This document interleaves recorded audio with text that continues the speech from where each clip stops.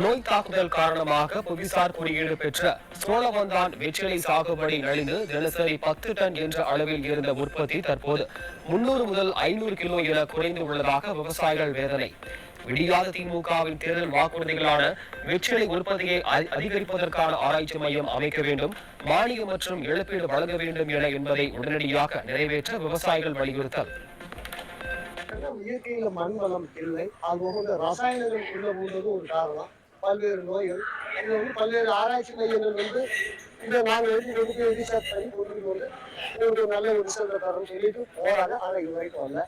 அரசுடைய கவனத்துக்கு இதை பல்வேறு முறையில் எடுத்து சொல்லிடுவோம். அரசும் இது சம்பந்தமா இது வரைக்கும் இந்த கவனம் எடுத்துக்கலாம். ஆகையினால் இந்த விவசாயிகள்லாம் எதிர்காலத்துல வாழ்வாதாரம் என்ன நிலை அப்படிங்கிறது புரியாத ஒரு சீரான நிலையில வாழ்ந்துட்டு ஒரு நிலையில இருக்கிறாங்க.